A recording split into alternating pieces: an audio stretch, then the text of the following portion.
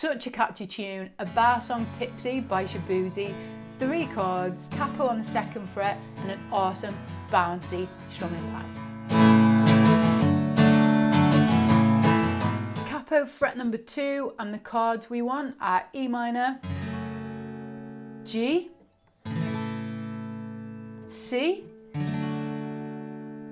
and then we have a bass walk down to the E minor chord, so we're going to play G over F sharp, but that's only momentarily. To play the chords and the rhythm in this song is pretty straightforward.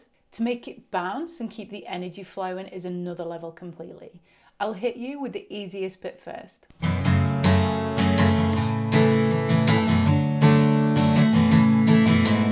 Strumming wise, we have the same rhythm throughout the verses and pre-choruses. We're going to set that up muted, so laying our fingers across the strings, down, down, up, down, up. 1 and 2 and 3 and 4 and.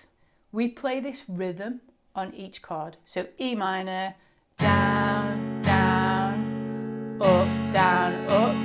You can change chord on that last up strum to make the transition easier to the G. G chords, 1 and 2 and 3 and 4 and. Same again, change on the last up strum. C, down, down, up, down, up. And then we're back to G, down, down, up. And then we bring our index finger to the 2nd fret, E string, take the middle finger off, so we have the G/F, and we play another down, down, up. I'll play that chord sequence in one go, counting it. 2, 3, 4. 1 and 2 and 3 and 4 and 1 and 2 and 3 and 4 and 1 and 2 and 3 and 4 and 1 and 2 and 3 and 4 and. A little bit quicker.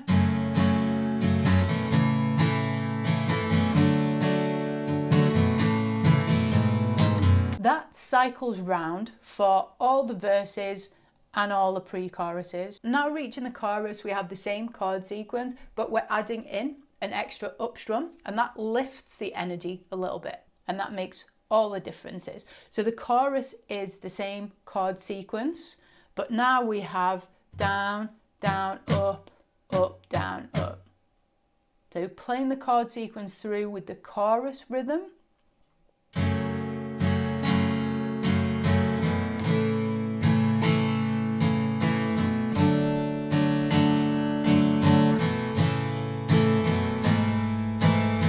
That's basically our entire song. It seems pretty simple. What we're gonna take a bit of a closer look at is how to make it pop.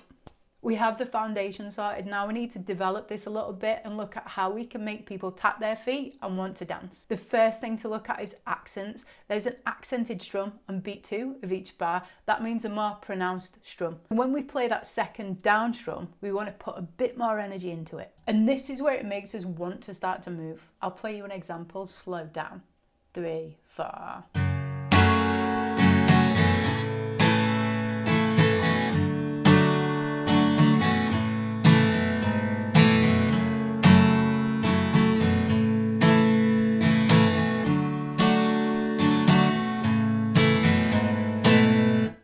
So when we speed that up, 2, 3, 4.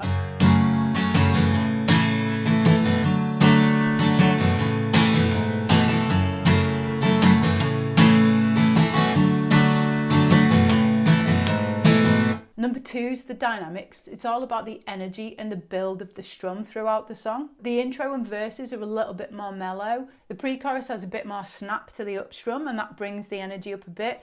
Then by the time we get to the chorus with that extra up strum, we're like up here partying. So the verse is even strum, still with the accent on beat 2. Singing on groceries, the list goes on and on. Pre-choruses, bit more energy on the up strums. Here comes the 2 and 3 and 4.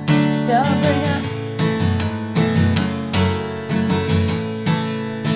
When we get to the chorus,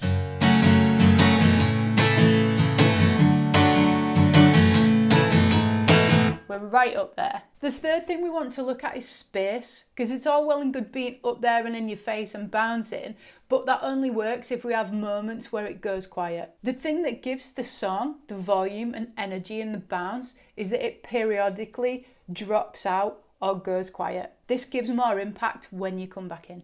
The pre-chorus ends on a G chord and then a rest. So when we come into the chorus, it blows the roof off. So when we sing on the C chord, oh my good Lord, C, G, mute, and then we come into the chorus. The third pre-chorus has raked strums that just ring out, and this brings the energy right down. Here comes the 2 and the 3 and the 4.